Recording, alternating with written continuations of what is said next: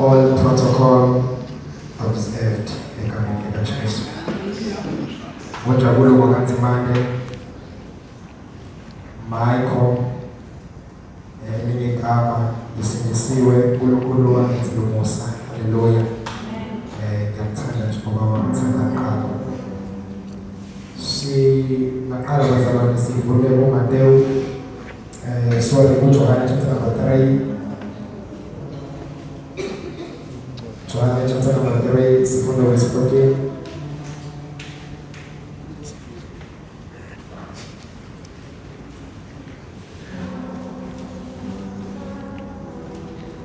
Johanne chapter number 3 sifunda verse 14.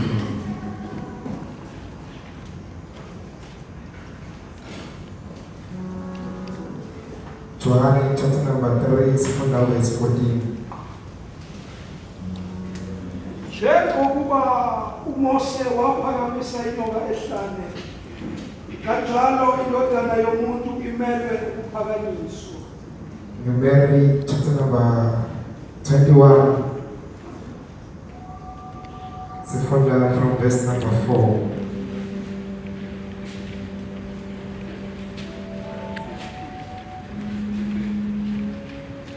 Numeri chapter number 21 sifunda from verse number 4.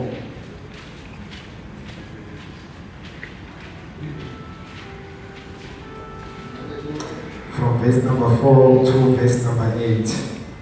Basuka entabeni yaseHori ngendlela yolwandle olubomvu kuba bazungeze izwe lawa-Edomi. Inhliziyo yabantu yaphela amandla ngenxa yendlela.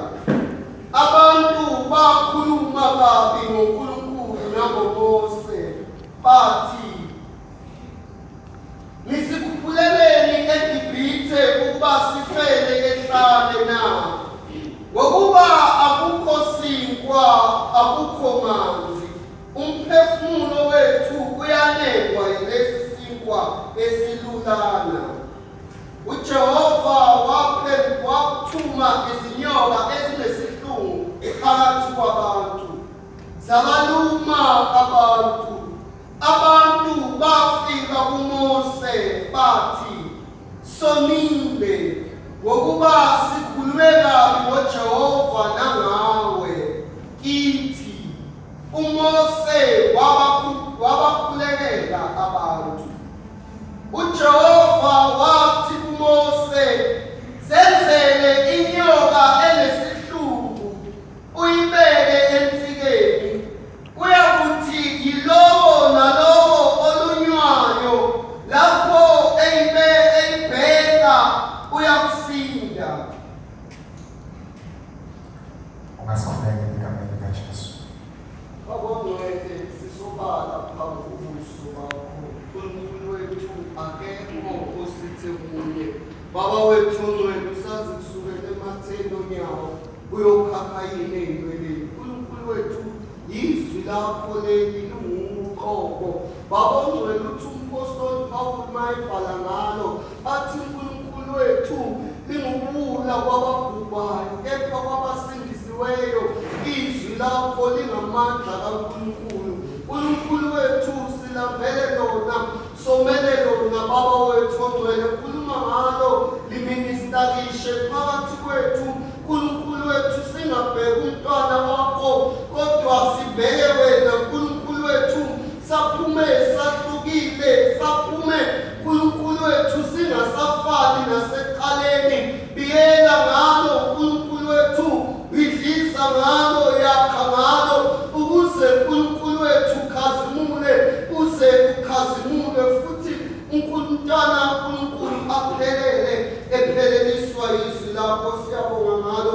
Thatha udumo lonke egameni likaJesu Kristu waseNazaretha. Amen. Haleluya.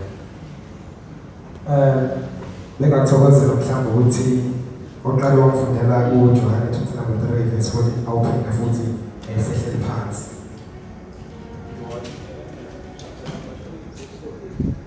Amen. Njengokuba uMose wapha waphakamisa inyoka ehlane njengokuba uMose waphakamisa inyoka ehlane kanjalo indodana yomuntu imele ukuphakanyiswa okusho ukuthi khona lento uMose ayenza esehlane mhlambe ngaba kuhle mhlambe sibeke lezinto ezimbalwa lapho ibala lelizwi kaNkulunkulu ukuthi inyoka iphakamiswa kuphi ukuthi inyoka ayiphakanyiswa noma ikuphi kodwa inyoka kuthiwa wayiphakamisa esehlane okusho ukuthi wayengaphakamisi nje ephakathi nemizi then kodwa iphakamisa esehlane now lento ke iwumfanekiso nje noma uyisigameko esake senzeka then abantu bakhohlwa yiyo now after many years mase kufika inkosi uJesu isifika ithi no asike sibuyeleni lapha ya ngoba khona into eyenzeka lapha engazange linaki ukuthi kwenzeka into ebuhlungu kunina kodwa akukhona umyalezo odlula ngale kobuhlungu nanibona lapho kwenzeka into ebuhlungu kodwa kahle kahle kukhona amazwi ekade profeta into esazokwenzeka noma usebuhlungwini kodwa kukhona into emnandi ephuma lapho kulobuhlungu enanibuzwa so ukuthi asike sibuyeleni khona into engayithanda lapho so ingakhethi njengalokho kwenziwa so njengalokho ayenza so uzwe uyacacelisa ukuthi le nyoka akazange ayiphakamise noma ikuphi kodwa wayiphakamisa ehlane manje kuvela inxakeko uma esezothi kanjalo okusho ukuthi methi kanjalo ukuthi njengalokho kwenzeka ngamanye amazwi angizokushiya lutho kulokho kwenzeka so ngithatha kunjalo so ingaphethi kanjalo njengalokho kwenzeka so indodana yomuntu manje imelwe hayi ukuthi izophakamiswa kodwa uthi imelwe noma igama elithi imelwe alifane igama elithi izophakamiswa futhi igama elithi imelwe alifane igama elithi iyaphakanyiswa kodwa ikhuluma kungekho la exista khona ikhuluma kungathi into engeke izenzeke futhi kungathi into ezokwenzeka ikhuluma ngathi into enzekile futhi kungathi into ezokwenzeka noma ethi imelwe okusho ukuthi kukhona la idepende khona now yona ingenzeka kodwa kukhona la idepende khona now ukuze lento yenzeke idepende kulesisekelo okumele ibe kuso ukuze yenzeke kodwa yona imelwe ukuthi yenzeke kodwa into engayivimba ukuthi yenzeke noma imelwe kungaba isisigameko la kumele yenzeke khona nakuma yona yenzekile kone simbonga uNkulunkulu futhi uma ngayenzeka akusho ukuthi siyamsola uNkulunkulu ngoba uNkulunkulu akasho ukuthi izokwenzeka kodwa uthi into le emelwe ukuthi yenzeke ngamanye amazwi i-challenge yokuthi lento yenzeke isilethwa kulesi sekelo okumele yenziwe yiso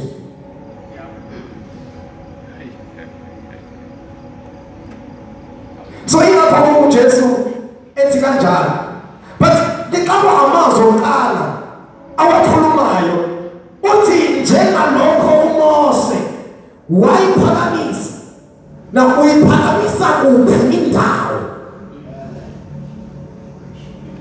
na uyiphakamisa kuphi yana ungatheni kumele kuke mhlambe lamagama amathathu ukuthi uMose uyena oyiphakamisayo okusho ukuthi ayikwazi leyo ukuyiphakamela kodwa idinga umuntu ozoyiphakamisa now again bese kushiwo indawo ukuthi ukuze le nyoka iphakame kumele iphakame kuphi kuthiwa njengalokho ayiphakamisa kodwa iyiphakamise ehlane now iyaqala indaba lokuthi ayiphakamise ehlane ngoba ehlane kulapho khona bengekho abantu now ehlane kulapho khona kungemnandi neze ehlane kulapho khona kukhona ukwesaba ehlane kulapho khona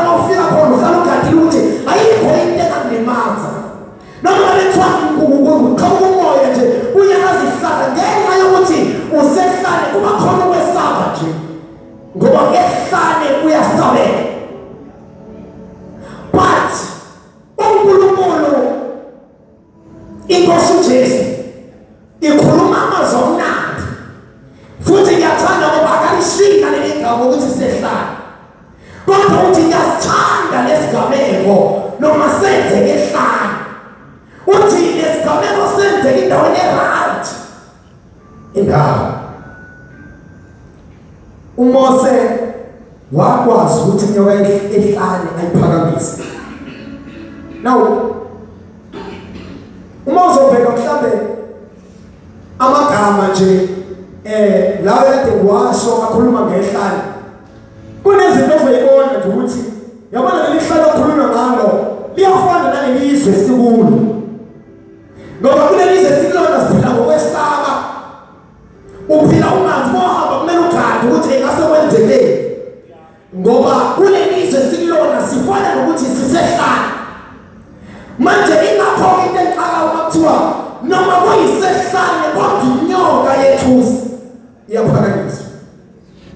Ngamanye amazwi asibeki kona ukwesaba okusabisayo ngamanye amazwi zonke izinto ezisabisayo ehlane azisenzi ukuthi singayiphakamisi kodwa lezo zinto ezisehlane izona ezisinikeza isibindi sokuthi sithi noma sisehlane noma kusabeka kodwa yona imelwe. It's not a choice.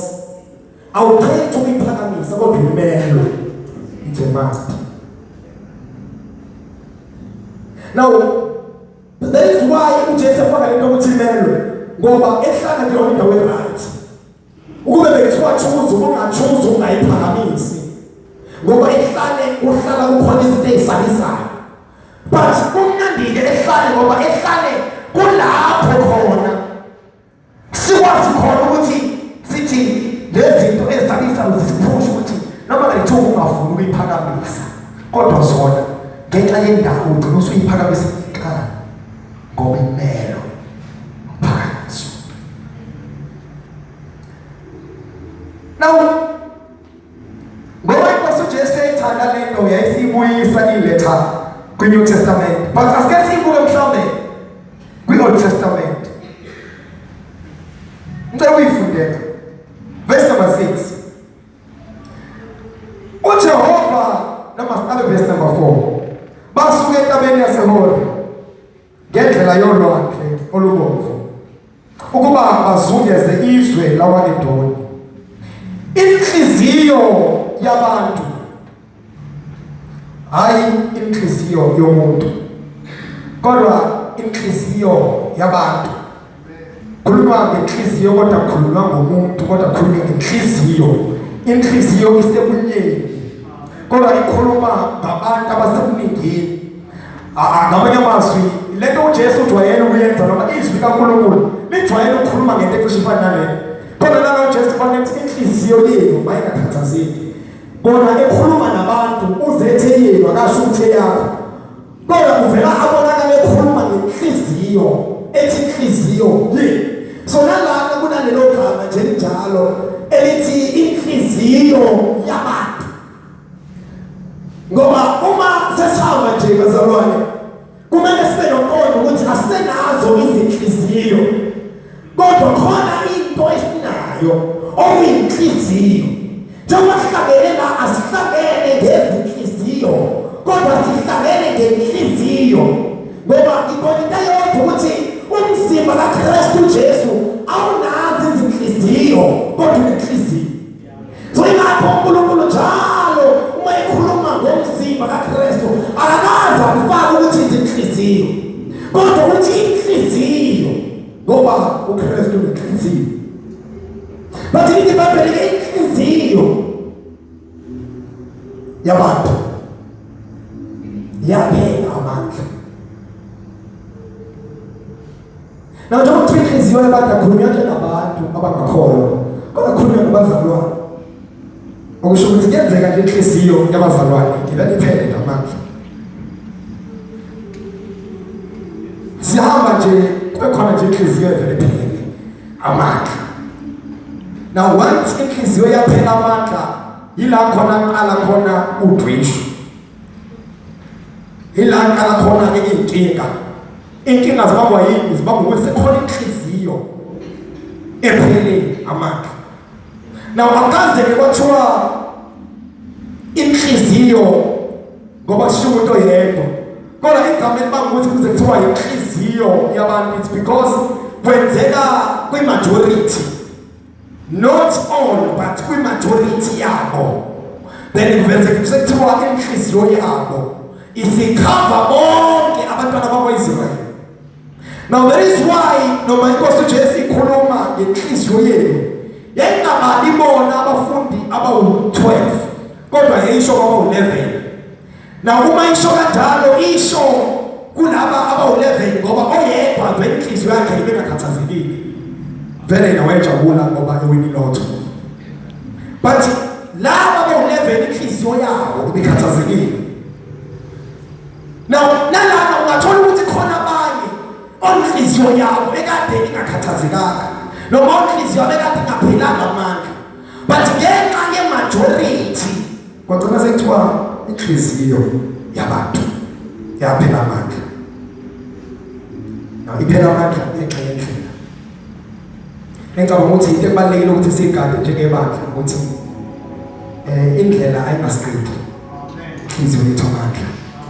Ungathi ngoba indlela uthi khona kade ngiqale ngihamba angiboni la kufika khona ungaphela amandla.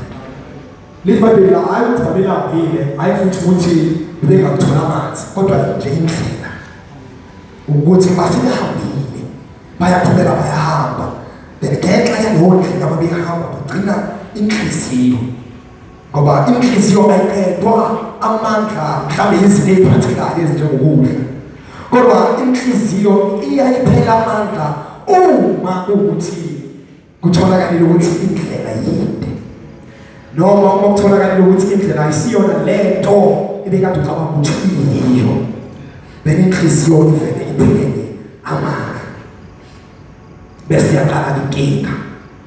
IBhayibheli abantu bakhuluma kabi,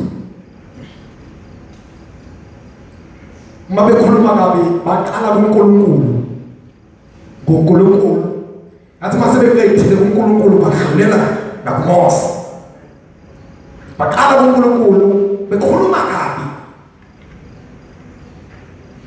Now uma lithi iBhayibheli bakhuluma kabi, lo kabi ungafaka izinto eziningi abayikhuluma kabi ngoNkulunkulu, kodwa esiyitholile la yile ekhulunywa i-majority. Kodwa mathola ukuthi umuntu eyedwa eyikhona embi ayeyikhuluma kuNkulunkulu, wathi beseqedile ukumusha uNkulunkulu kabi, qede lapho washona kulo okufanele aphakamise inyoka ukuthi naye ufanelekile ukuthi athule. Now ngicela ukuthi sibuyise inkosi uJesu silethe ngapha, ngoba ithena yimelwe njengalokho kwenzekela. Now la ukhona abantu abawuthola uNkulunkulu noMoses, and siyathola futhi ukuthi uMoses waphakamisa inyoka yethusi. Now uma iphakamisa inyoka yethusi uJesu uthi njengalokho inyoka iphakamisiwe so kanjalo nami. Now but inyoka iphakanyiswe bani? Inyoka iphakanyiswe uMoses. Now manje uJesu utshela abafundi bakhe uthi njengalokho kuna lento uMoses ayenza waphakamisa inyoka, kanjalo ke nami ngimelo phakanyiswa. Now ubengeke kahle lebona ukube besingeke isidingo ukube lento ekade ekhuluma ingahlangene nabo, but uyikhuluma kubo lento ngoba lokuthi umelwe utshela bona ukuthi nami ngiyadinga ukuthi lokho kwenziwa uMoses ephakamisa inyoka bangathi nami ngakwenza kimi. Now nana okusho ukuthi abafundi bakaJesu osekuyibona abazophakamisa inyoka. Now inyoka eyiphi baphakamisa? Hayi inyoka leyethusi kodwa baphakamisa uJesu. Now uma bemphakamisa khona into engixakayo, ngoba uJesu uthi thina sikuye abesethi naye ukithi. Now but usitshela ukuthi noma kunjalo ngoba uMoses inyoka kade ingekho kuye and futhi nayo bengekho enyokweni, but uJesu usitshela ukuthi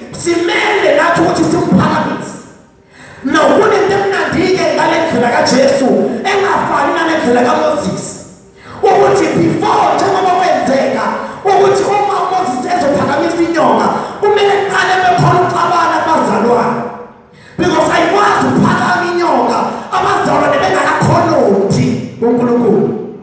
Ayikwazi ukuphakama inyoka abazalwane bengakakhombi ngomunwe Moses. Kumele abazalwane bakhulume ngoNkulunkulu wakho kabi, then bese futhi bayadlula kuye noma babona ingathi akuzweli kuNkulunkulu, bese babuye bathi asiyasize kuye lo uhamba naloNkulunkulu, bese bakhuluma kabi ngoMoses.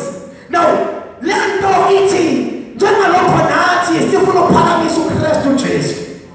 Now ukuze simphakamise kunezinto kumele uqale uyi-understand ukuthi akukwazi ukuphakama wena ungakangeni kuye naye angakabi kuwe, because yona nto yokuqala leyo. Now bese-ke kumele uqonde ukuthi wanjoma kuye naye waba kuwe. Now bese-ke abantu bayaqala-ke manje bayakhuluma. Yini abakuthi abantu bakhulume? Abantu bazoqala bakhulume ngoNkulunkulu wakho kabi, then bese bekhuluma ngawe kabi indaba ingoba wena ukuye naye ukuwe. So ingakhetha othinta wena uyamthinta nawe. So uma ukhuluma kabi ngoNkulunkulu abakwazi ukuthi bakushiye uMoses. So ngeke mazi uma bekhuluma kabi ngoNkulunkulu wakho abakwazi ukuthi bakushiye. Now before siphakamisa inyoka azi ukuthi kunezinhlupheko nje ezikhona emhlabeni okuyizona ezizoqhuba, because ayikwazi ukuphakama kungakenzeki lokho ukuthi sibe sihlala. Asiqale ngokuyiphakamisa singakabi sihlala, kumele siqale sithole indawo esihlala, then bese siyaqala siyiphakamisa. Kodwa ngaphambi kokuba iphakamiswe, ngaphambi kokuba uKristu Jesu uphakamise, yazi ukuthi kunenhlupheko. Ingakhulunywa ngendaba ukuthi kumele uqale uyibheke ngoba kunenhlupheko la ehlala. Now yena ugarantile ukuthi uzophakama, kodwa before aphakame lindela ihlala, ulindele ubuhlungu benyoka eziphakathi kwakho before kuzovela ephezulu. Now inyoka ephakamisiwe inegama elifanayo nenyoka ephansi, ukuthi kumele baqale balulwe lezi eziphansi, then la khona sengathi bayafa bese babheka lephezulu. Lephezulu ayikwazi ukuvela lezi eziphansi zingakabalulwi, abakwazi ukuthi babone phezulu lezi ezilabe khona kwi-level yabo zingakabalulwi. Ukuze uvele lephezulu, yabona mengasethiwa bayaqhubeka bayahamba, lezi eziphansi ayiveli nalephezulu yayivela, ngoba lephezulu ivela after sevele lezi eziphansi. Kanti lezi eziphansi kunento ebuhlungu eyivela nayo, zivela nokufa, kanti lephezulu ivela nokuphila. Ngamanye amazwi uma sithi akuvela ukuphila, akukwazi ukuvela ukuphila ukufa ngakafiki. Ngamanye amazwi uma uthi wena uNkulunkulu akaphilise, akakwazi uNkulunkulu ukuphilisa isifo singakafiki. Ngamanye amazwi uma uthi uNkulunkulu awukhazimulise, awukwazi ukukhazimuliswa ungakayi esiphambanweni obethelo. Ngoba ukuze ukhazimuliswe kumele uqale esiphambanweni. Na ukuze ivele inyoka yethusi kumele kuqale kuvele le ezobabulala, then bese kuthiwa nayo isolution. Ngamanye amazwi ayikwazi ukuvela isolution iproblem ingakaveli, akwazi ukwenzeka. Uma uthi inkosi ngiphi ukuthi isolution kumele bekhona iproblem. So uma sithi akaphakanyiswe uJesu, kumele kuqale kuvele lezi nyoka ezosiluma, bese-ke ayaqala phakama simbuke eza ukuphila. Kodwa ukuze eze ukuphila kumele silindele njengebandla ukuthi khona ukufokusayo, ngoba akwazi ukuphakama ukufa ungekho, akwazi ukuvela ukuphila ukufa ngakafiki. So kumele ulindele ukuthi njengoba sithi siyaphakamisa kumnandi, kodwa uqale ephakamisweni kungakakhona izinto ezishayayo,